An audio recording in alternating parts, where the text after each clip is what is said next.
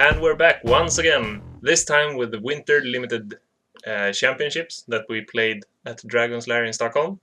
This game is between Andreas, or Kanzr, as he's known on the internet, and Niklas Goodman. Yeah. A lot of games recorded seems to be with either you or me. Yeah, actually I kind of forced one of my opponents to play on another table because I didn't want more games with me on camera. Yeah, since we obviously want diversity. Yeah, exactly. And, well, I managed to get sort of a good card pool in this tournament, but I only got like 2 removals in my entire deck. 3 if you actually count that Subversion Matrix works on Fabas Warbeast. Yeah. Before we get the game too far, do you know which... because Andreas has cards face down in his sleeve. All his face down cards are Rage. Yeah. And because we didn't have enough resources. So there you see him drawing another Rage. Yeah. So you open with a totally random kid. Yeah. And you mill him for 1 and hit the Brawny Bodyguard's a very good card. Yeah. Especially during limited during certain combos at least. Yeah, well, I think it's a very good card, especially in limited. Yeah. It's a big guy, he protects your other big guys, and he's just a good card. Yeah. Or rather they. Yeah, exactly. He works at least. Yeah. The thing is, he also makes a nice combo with, what's his name? Backdoor Brigand. Since you can then, during a combat when Brawny Bodyguard would have died, you can pay 1 and flip him down. Yeah. Since the Backdoor Brigand likes to get flipped down. Yeah. And I play a Snap since it's a good card to get in little damage since it has a high life. Not many cards kill it. Although, one card that does kill it is a card that Andreas plays right now. Yeah. One of my actually favorite cards in the entire game, the Menacing Mauler. Menacing Mauler has the trigger effect that if anything blocks it, it gets 1 trigger damage. Yeah. Thereby nullifying half the characters I have. Since all my micromagics, all my rogue characters with 1 life, they just instantly die as soon as they try to block him. Yeah. And the thing is, I have a Dragon Juice on my hand, so I know that if he blocks, I can kill him, but he never blocks with it. And I know that Snap just dies and it's speed 2, so there's not much I can do about the Menacing Mauler at this point. Yeah, because the Menacing Mauler, he's what, a 5/4? Yeah, he's a 5/4. So he's a pretty big guy as well. And that's why he also kills Snap. It doesn't even need all its strength. Yeah, but at the start of the game was very slow. You got the totally random kill that has attacked him for 3. Andreas has played a lot of resources, drawn cards, and played more resources. Yeah. He actually got a lot of Rage. I was sort of wondering why he kept playing so much Rage and didn't play more face down, since I thought it might be possible that he has a Warbeast. Yeah, or just, trying to bluff flip up or something. Yeah, exactly. But I know that the reason why he keeps playing these are that he has the Raging Bask. Yeah, the one that... No, it's not Raging Bask, it's Bloated Bask. Yeah, Bloated Bask that actually gets another +1/+1 if you have 6 Rage in play. Yeah. Also a very good card in limited. Yeah. And we can actually see that he has it in his hand there. Exactly. So not much happening on the board. He plays Mushroom Merchant. And I know that I need something with speed 3, otherwise I'm not gonna be able to kill the Menacing Mauler. Yeah. And you have the totally random kid at speed 4, but he can't block. No, since he triggered ice. And here I attack with Snap, since it's not gonna do me any good with just having it stand there. I need to deplete it to gain Micro Magics from it. Yeah, exactly. And there's nothing at the field at this moment that can kill it. Yeah, so attacking with him sounds like a very good plan. I totally agree with that play. And this happens a lot at our store. You see players just building up and building up. This is actually a very good example of our metagame. There's a lot of building up going on and a lot of control. Yeah. Especially in constructed, but also in limited.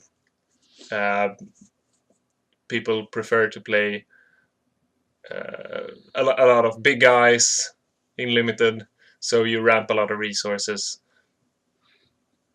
And I think in the end, I think only one in the top 4 had a like early game deck. Yeah.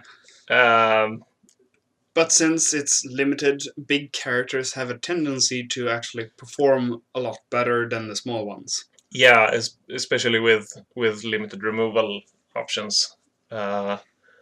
Although there were a lot of removal during this tournament, I think for Shade. You. No, well, yeah, I got a ton of removal, but the thing is, I think that Shade introduced quite a large amount of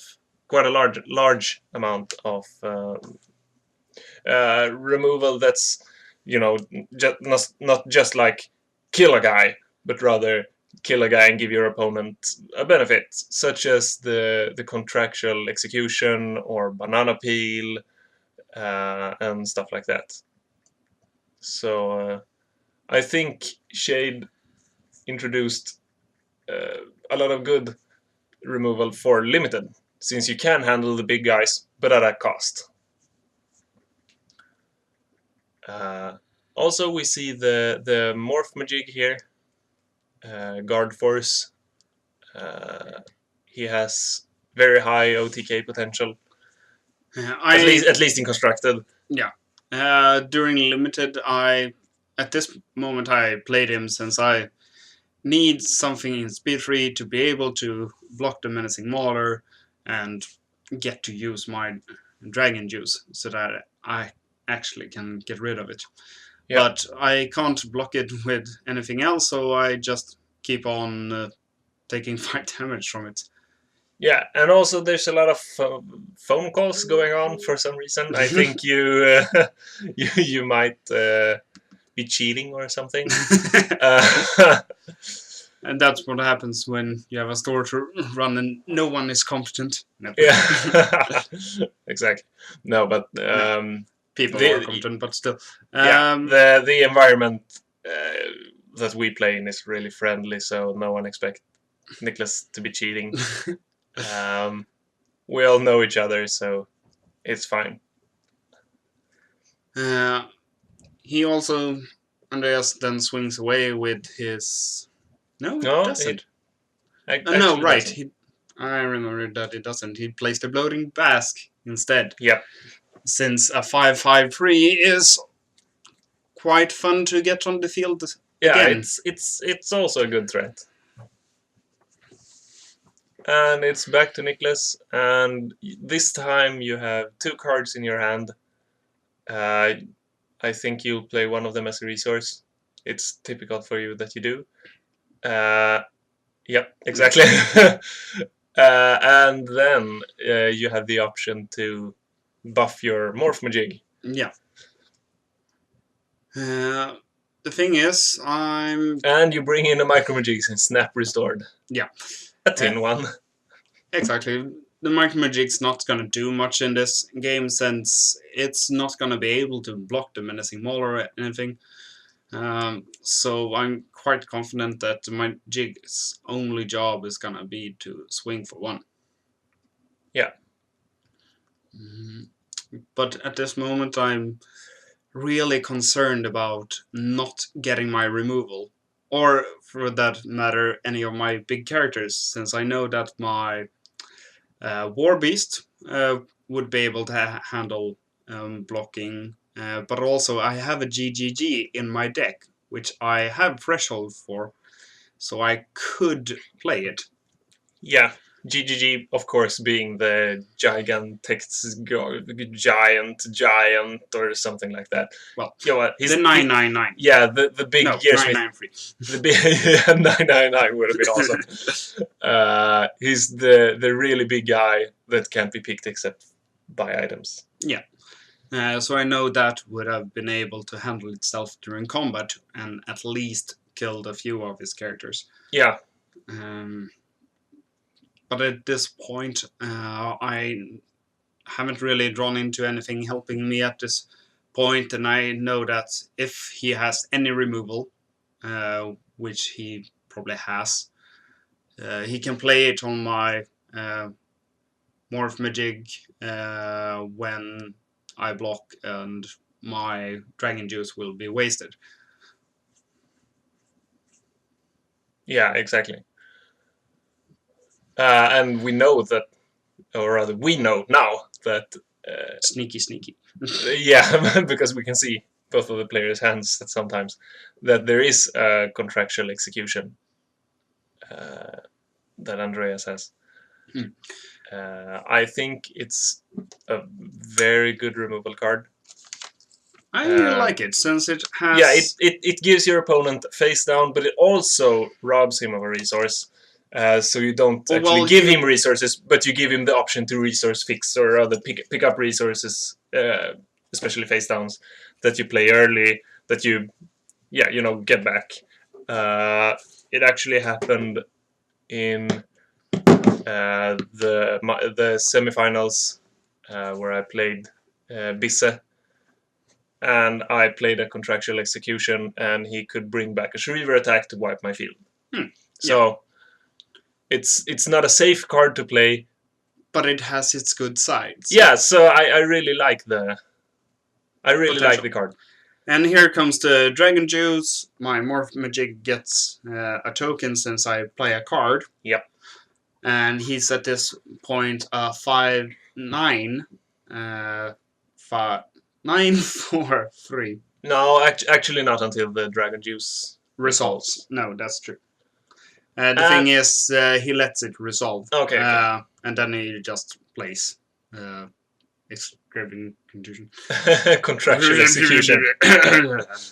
Yeah, some of those names are hard. And well, there's not much I can do you with that, since I don't really have Mistaken Identity, since it's in a different set. Yeah, exactly. It's Seed.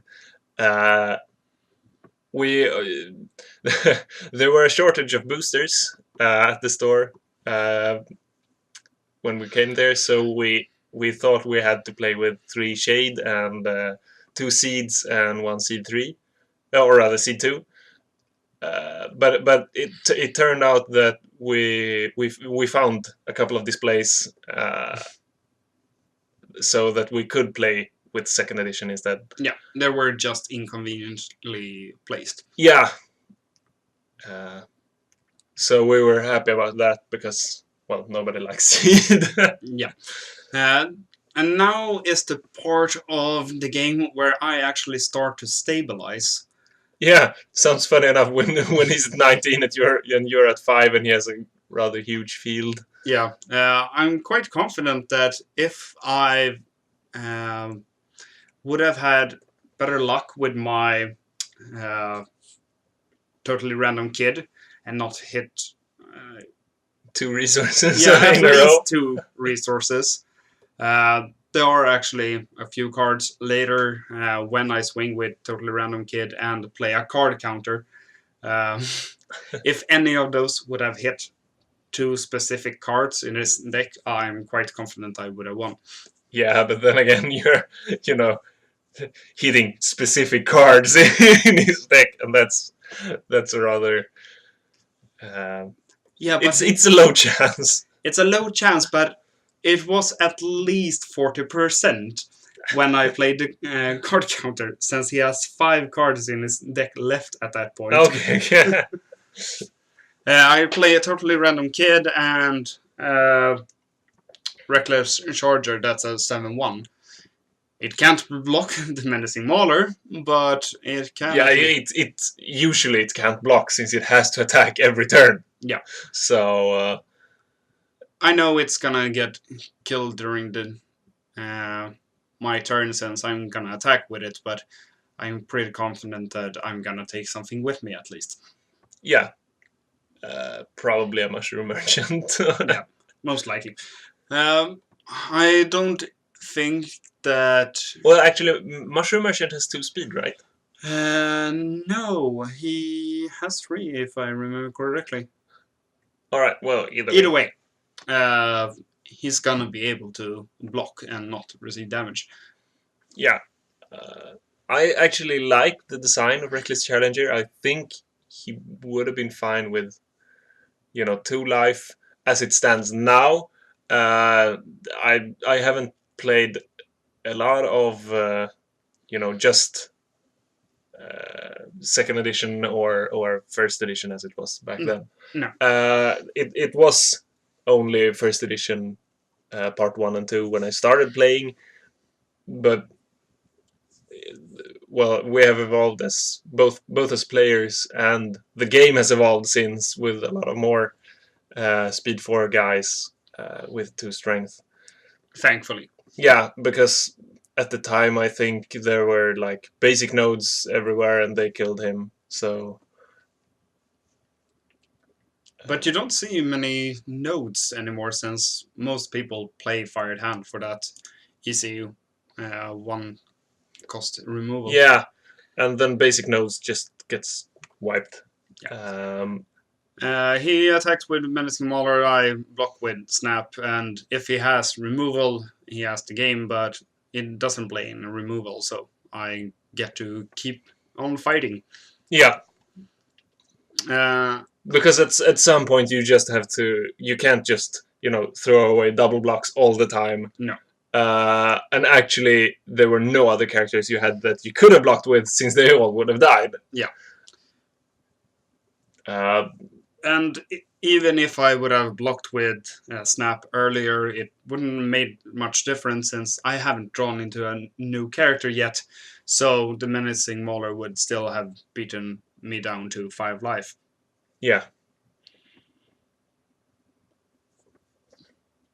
Actually, there was 1 point. No, there wasn't. When I blocked with Morph Magic, I thought that, I could have blocked with Snap as well, but then I wouldn't be able to block with Snap now. And here I get my Pogo Bear, which I've been searching frantically for, and as well as my GGG. Yeah, well, the Pogo Bear is a good blocker. He's a good early offense. He's a bit costly, though. He's a bit costly in the long run, but for me at this point, to actually have a card that I can use to block the Menacing Mauler and drag out so that I might actually survive until I get my bigger cards will help me quite a lot. Yeah. So there seems to be some reading of the cards going on. The Pogo Bear doesn't see much play here, so not at the moment, at least. Yeah, so not everyone knows all the specifics of the effects of the card. I mean, there are a lot of players that think that, oh well, yeah, he has this ability that can make him covert, but people seem to forget that you can't do it during your opponent's turn. You can only do it during your own turn. Yeah, so and stuff like that. So it's just like minor things, but you always have to.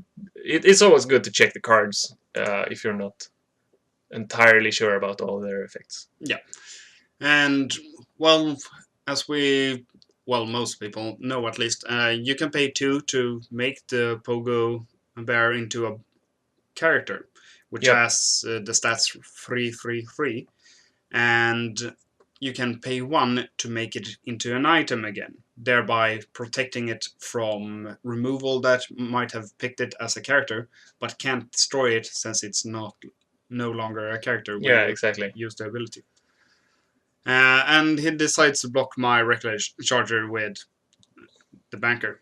And I play Wing to make Reckless Charger faster so that I can actually kill it and still have my Reckless Charger. Yeah, and you actually you flip a coin, but it doesn't matter. The strength wouldn't have done anything. He still swings for enough. Yeah. And I pass my turn, and I have enough resources to keep using my Pogo Bear as a blocker. I don't remember what I have in store since I... Oh, right. If he actually attacks with the Basque, I can just block with a totally random kid. Yeah, exactly. I was first really... Oh, right, I have a You have a Micro-Magic. Micro-Magic as well. I was really concerned at first for... I wasn't really sure what I did at this point. Since I know that he has the game more or less, I'm just trying to survive and, well, at least get to play some of my bigger cards or find one of my 2 removal. Yeah, because you only got 2 removal. I got 2 removal in my entire pool. Okay, I don't know the exact number of the removal I got, but it was a lot. So, basically, when I got my pool, I checked it and I saw like, well, there's a Dilly Striker in here. Also a Tripwire and Eye Gouge for Warlord. So, well, I think... Caltrops. Yeah, and Caltrops. So I think, well, so I thought that, well, maybe, you know, I should play Warlord. Because, well, you know, Warlord's good. It might pan out. Yeah. I also think I got a Fist Fight in Warlord. And then in Banker, I got like 2 Contractual Executions. I got Anesthetizing Opulence. And then I played Rogue as well and got 2 Banana Peels. Oh, God. So I was... and the... You managed. Impeccable timing as well. So, yeah, I had a lot of removal. So I was happy about that. I swing away with my Reckless Charger since there's no point in not. Yeah, exactly. He either has to block it, or most likely wasting a dude, or, you know, take 7 damage. Yeah, most people just block with something tiny or, well, just play a cheap removal on it. Yeah, preferably something that can kill it as well. Yeah. And also worth pointing out is that Andreas has played out Remains of Clockman, Foreman, Pete. So all his resources that he played face down in the beginning might come back to haunt you. Yeah. So I know that even if I had gotten some removal to flip down his characters, he could just reuse them. Yeah. And here he actually used that ability. No, it has flip ups. He just plays flip up and time to retire on the Dragon Rider to actually save it from dying. Or rather, turn it into resources. Yeah, exactly. Which personally I think it's better. But yeah, and especially since he has the Remains of Foreman Pete, the Clockman. And can keep using it. We will also see in Andreas' head that he has Caltrops, so he's gonna be able to kill off, well, any of my 2 characters. Yeah, well, either one of your totally random kids. I think that's better than killing off a Micro-Majig. Yeah. He can also kill, I think, your Thebashite armor, since he is only 2/2, right? Yeah, unless I pay 2 to make him bigger. Yeah, but then you lose influence. No, his first ability is pay 2, increase 1 life, 1 strength, but it costs 2. His other ability is pay 2, increase 2, and lose 1 influence. Alright. Or lose 2 influence. Either way, I can make him bigger. Yeah, but you have to do that in response to the Caltrops being played, and then he just kills something else. Yeah. And also, I know that I need to have resources to make my Pogo Bear character. So I need at least 3 resources. Yeah, to making a character, and 2 to making a character, and 1 to make him an item again. Exactly. And also we see a card that's really Annoying. for me during this matchup, since he has barracks in his hand. I don't know why he doesn't play it earlier, since he can keep using it and, well, just Yeah. playing out characters, since so little damage coming through at any time for me is devastating at this point. Yeah, I agree with you. I think he should have played the barracks as well. But I assume that he's just worried that I might have some OTK possibilities, since he wants to have more characters than me on the field Yeah. and not have to remove them at the end of turn. I play my backdoor brigand, which at this point, well, it might work for me, since it can block the menacing mauler and, well, die, but still, it can block.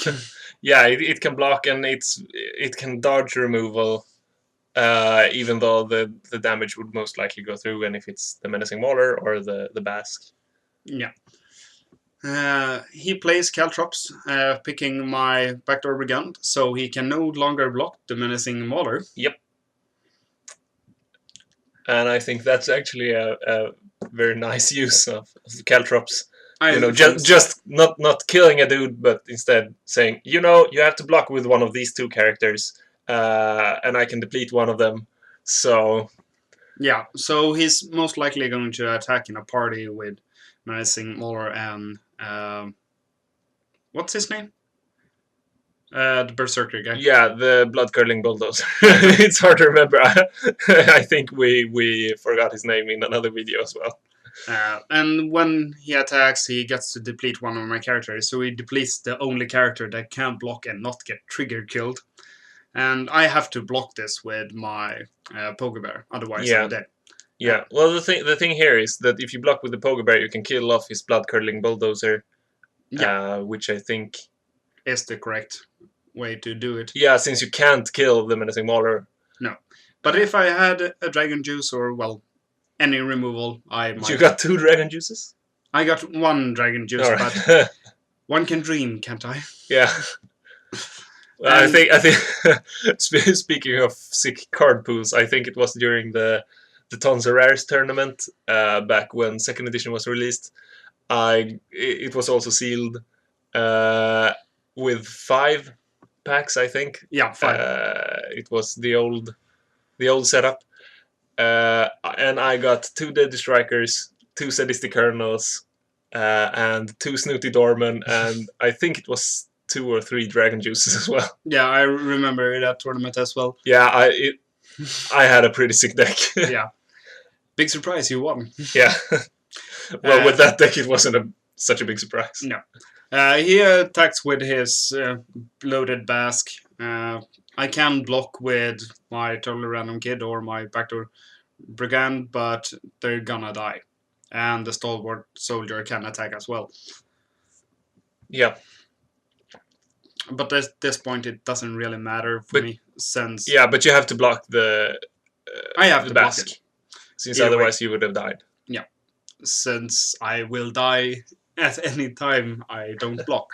Yeah, exactly. Well, you can take a hit from the Stalwart Soldier. Yeah, fine. He pays 2 to attach the Caltrops to the Majig, and then pays 2 to flip it down when it gets destroyed. And now he has the Caltrops in his resource row again, so he can pay 2 and kill off my Backdoor Brigand. I think about paying 1 for it to flip it down, but then he'll just pick the Totally Random Kid. But I know that it's not gonna make that much difference for me. Since yeah, exactly. Yeah, actually Andreas was a little bit too quick to pick his character, since you had the chance to respond to the Caltrops being played before he chooses what character gets the damage. Exactly, since it's a trigger to pick the character. Yeah, but the thing is, I think anyone can see that it's either the Backdoor Brigand. Oh well, actually, he could kill the armor if you flip down the Brigand and not. Yeah, and you don't buff the armor. No, but at this point, I agree with picking Vector Brigand if it's still in play, since it has real life. It can't get killed by the Caltrops ordinarily. Yeah, exactly. So I pay 1 and flip down, since I know that either way he's most likely going to be able to swing in 3 damage. Yeah. So I might as well get to keep one of my characters. And Yeah. he plays a Keyman. Yeah, and now you're down to only 2 characters. Yeah. Both of which can actually block the Menacing Mauler, but you have to get more characters out. Otherwise, you will die. Yeah, big surprise. Since you have 2 characters and he has 3 characters that can kill you. No. And he has the Keyman as well. Yeah. That will kill you in 2 turns. Yeah. At this point, I have 13 resources, and I get my jockstrap. It was so. Who's that French guy? Yeah, exactly. Oh, I get it. I was really pleased when I got it, since then I knew that I can finally get rid of Menacing Mauler. Yeah. Oh, I've lied. I can count the jockstrap as removal. Yeah, well, I think you can. So I got 3 removal. Yeah. And Andreas actually has another Remains of Form and Beat. I think that card is very, very good in Limited. Yeah. I think it's viable in Constructed as well. It's I'm one of the few people who actually have played it in a Constructed deck that I've seen. But I mean, it's not for every deck, but I think there are a lot of decks that would actually benefit from playing it. But sometimes it's not worth cutting other cards for it. No. But in Limited, it's a very, very good card, especially with a lot of shade that has a lot of removal that's just flipped down.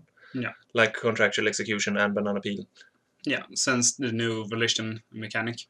He attacks with the Keyman, and I block, since I have technically 3 blockers, and I can block them.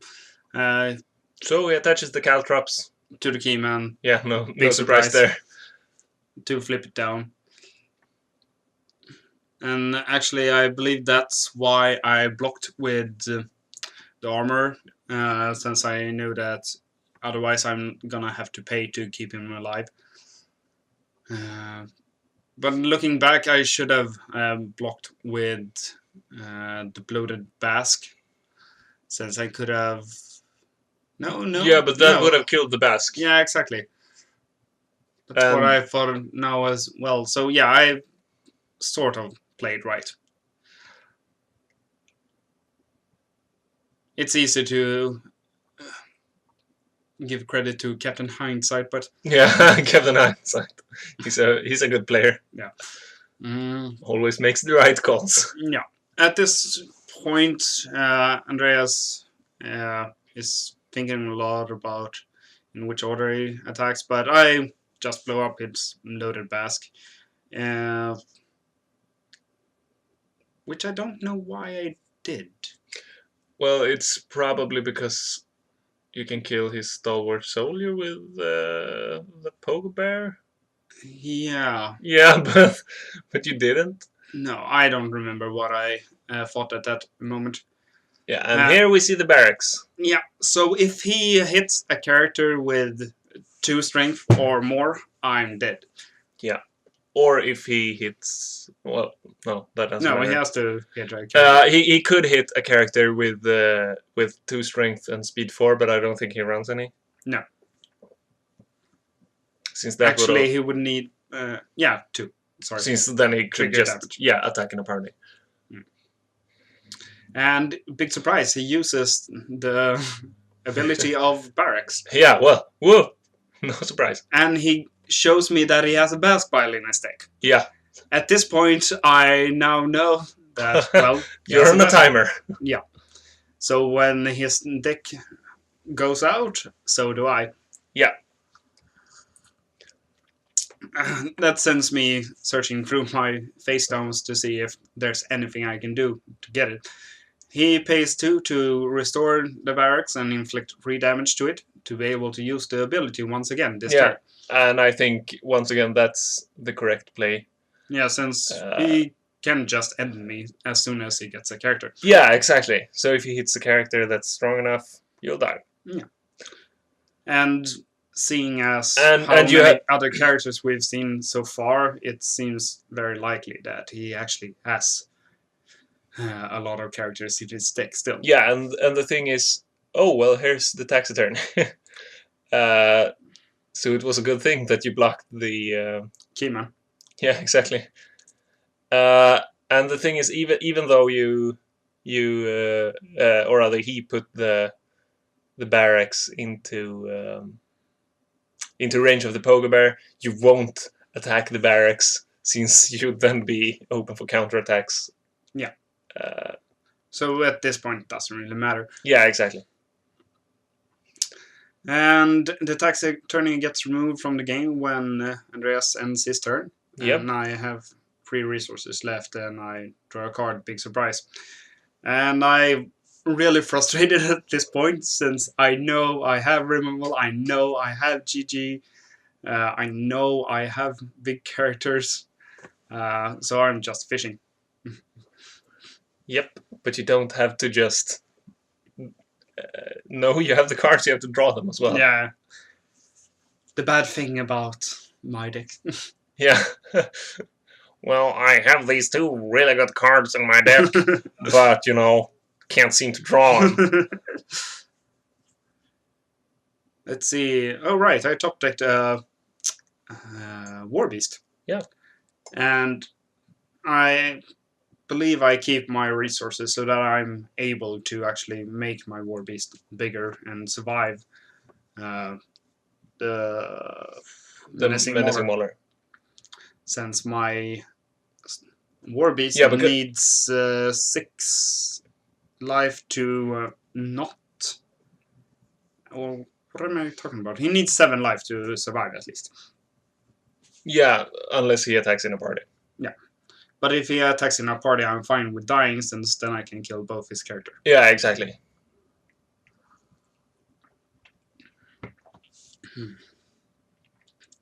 What I'm really hoping for at this point is that he doesn't get a character with either the barracks or, well, for that matter, any removal, since then I know that I might be able to gain field control. Since if he attacks with anything, I can just block it with my War Beast, kill the character, and then I can start putting pressure on him instead. But as long as the barracks there, he's going to be able to put a lot of pressure on me either way. Yep. Sadly enough. And I also know that if he feels he needs a character, he can just flip up the Dragon Rider with Clockman Foreman Pete as he has face down. Yep. And paid up. But since he has no dragons, it's only a 3/3/3. But a 3/3/3 is still enough damage to kill me, since I'm at 1 life. Yeah, but it's not strong enough to actually get rid of your characters. No. Which is what he really needs. Yeah. At this point. I don't remember what he used it for. Well, it's been sitting there for a long time. Yeah.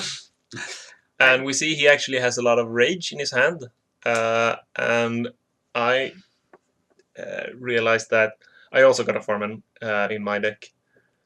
And at one point, I actually had some staple resources that I didn't need. And you can then pay 2 and discard a staple resource to draw a card. So you get a little bit more mileage out of your resources. Yeah, and actually, when you use that ability during... It was the match against Bissell, right? I'm not sure. It might have been. Either way, I remember that when you did that, you actually managed to draw into cards that helped you in that match. Yeah. And so discarding resources with Remains of Clockman, Foreman Pete in Limited is actually very viable, since there's not much use in having resources in your hand except playing them as resources. Yeah, exactly. But if you don't think you're going to, you might as well discard them to get to draw a card. Yeah, but then we see a Duelist of Surfeit here, which actually benefits from you playing the Rage. But as he also knows, there's not gonna be much consideration to that sense. He's only going to keep it on the field as a 1/1/1, as far as I know, for a while. But he ends his turn since he feels sort of conflicted about attacking me. Yeah. And I play my entire hand as resources since To I have no other real use for them. Yeah, well, make the War Beast bigger. Yeah. Why not? I start with drawing a card, and I count my resources to see if I can play GGG if I actually draw it. And I pay 4? No. Alright, I'm considering playing a resource, I believe. No, No, it's the Sarcophile. bipolar Sarcophile. And I flip a coin, and I lose the coin flip. So he's sad today. Yes. Let's see, there is gonna be another coin flip later, but not at this point. So I have 3 blockers at this point. If I, or well, 4 more or less. I have a card counter in my hand, but if I would have played it, I wouldn't be able to pay 2 to make my Poke Bear characters, and then be able to pay 1 to make it into an item again. Yeah. And then you'd lose the Poke Bear, Yeah, which is one of your saving graces here. Yeah, since the Poke Bear at this point is more or less what's keeping me alive, since it can just absorb that 5 damage from the Menacing Mauler each time. Yeah. And here we see a Scout. At this point, I really don't want to see a Scout, since it's going to kill my Poke Bear if he attacks in a party in speed 3. Fine, I can block with the War Beast, but if he has removal, I'm screwed. Which seems to be the main point of this game. If he has removal, you're screwed. Yeah. Which was the case in the beginning of the game as well. Yeah. Removal, screwed. And, well, I start with a resource and I keep... I play my card counter. And I hope to... hit his Baskbile? Yeah, hit his Baskbile, since at this point I think he has 7 cards in his deck. And I hit a Rage, and I was fine with hitting his... He's a really big blood-fisted fanatic, yeah. I think it's called. So I was fine with hitting another character that could have gotten hit with the barracks. Yeah, exactly. And I find my GGG, and I consider not playing it, but I feel that I might as well play it to get him to not attack than to have enough resources to use the Poke Bear, since the GG might actually be able to, 1, survive the Scout, and actually deal some damage. Yeah. But at this time, Andreas doesn't really do much. He's hoping to get certain cards, since he now has 5 cards left in his deck. No, 6. Well, I think actually what Andreas should have done here is just draw cards at the start of the turn, pay all his resources to draw cards. Find the Baskbile. Yeah, find the Baskbile, because he can survive for 1 turn. Either way. Yeah, so... unless you have removal. Yeah. No, but seriously, he has to block possibly the GGG. Because basically he has to block 1 of the War Beast, GGG, and the armor. Yeah. Since those are the main damage dealers that can actually deal damage to him. Yeah, and at this point I have field control, so I know that all I have to do is keep attacking him. He has to block something, but I'm really freaked out about attacking at this point, since he can just let all the damage go, block one of my War Beast or my GGG, and I would die, since he could attack for one. Yeah. And he blocks. Yeah, I think that is not the right play there. I think just taking the damage to the face would have been better. Yeah, and I was hoping that he would block, since I know that if he had taken damage, I would have lost, since he could have just swung away with 4 of his dudes and most likely hit something with the barracks. Or yeah, because at this point you have only 4 blockers, since you can't turn the Poke Bear into a character. No. And also, he has 5 cards left in his deck, 4 cards in his deck, and one of them is a Baskvile. So he keeps drawing a card, and thankfully he's not getting his Baskvile. I don't remember if he actually keeps any resources, but personally I would just draw out the deck and, well, see what happens, more or less. Yeah, and we see another character here. Erotic at this point is, well, it's a character, so yeah, it's gonna... yeah, it's a character. It's always good, and it's a character that don't cost you any resource to play. Yeah, so it's gonna be really good for, well, just soaking up damage, and that I try to deal to him.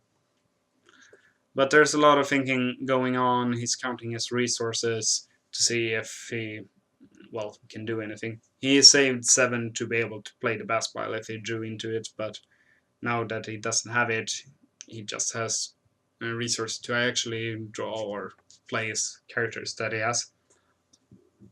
Yeah. Personally, I would play the characters, since I do like my characters. Yeah, I think drawing the cards is actually better. It's more sure to actually win, but I do enjoy playing characters. Yeah, I know. And here's the War Beast. I don't remember how big it is, but it's big enough to handle. It's big enough to kill you, and it's probably bigger than your Sarcophile. I'm quite certain at this point it's a 9/9, so it can kill my GGG, and that's my main concern. Yeah. Or, well, my main concern is anything at this point. Yeah, your main concern is actually surviving. Or rather, your main concern is you have to kill him, probably during this turn.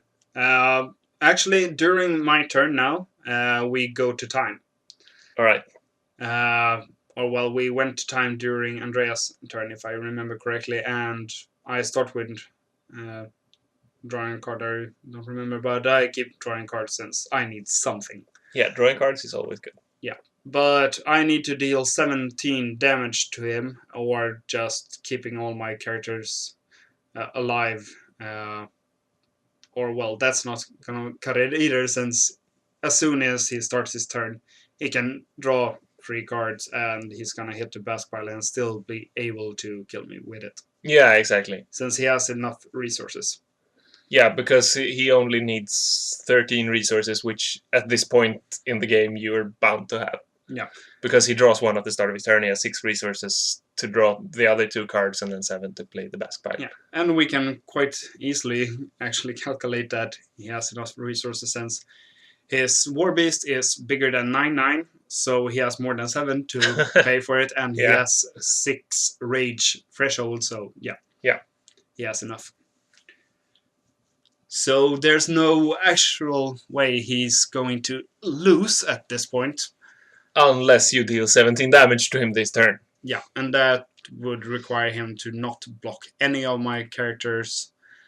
But then I could swing away. Anything that would have made my characters covert, but he's the only one that would have had it, since I knew I didn't have anything to make him covert. Yeah. So I'm more or less just, well, hoping for, well, something. Yeah, I didn't hoping really, for something. My first match was a draw, so I didn't really want to play for a draw at this point, I felt like I might as well give him a win and go out in style. Yeah. So big surprise, he blocks my characters since he still has 3 characters. I can attack with 4 of my remaining characters, but it's not nearly enough to kill him. Yeah. A Yeah. hot pepper would have been nice at this point. Yeah, but that's also a seed card. Yeah. So might not see it. yeah, probably won't.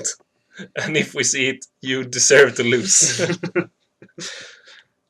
And I believe we are the only remaining game at this point. So I also feel that I shouldn't just stall up the entire tournament and want to get it over with. Yeah. And I just because no one likes a slow player. No. And I get my Guard Force Magic. No, it's actually the Guard Force Alpha Prime Elf. Yeah. And he plays the Baskmile. Big surprise. Yeah. And it kills me. And you didn't have Takvek. No. Sadly not. Yeah. And that was my game against Andreas. Yeah. It was a tight one, and I didn't manage to go to finals for once. Yeah, but at least you did finish in the top 8. Yeah, I did. And here I just have a little presentation that I could have managed with Subversion Matrix, my, other cards, my Penetrate, my Skewer. I had some outs on my 9 last cards, but... yeah, but Andreas also had Murderous Commander. Yeah, so there wasn't really that much point. I needed to establish control much earlier in the game. Yeah. But that's that. Yep. Have fun. Play spoils. Have fun, play spoils.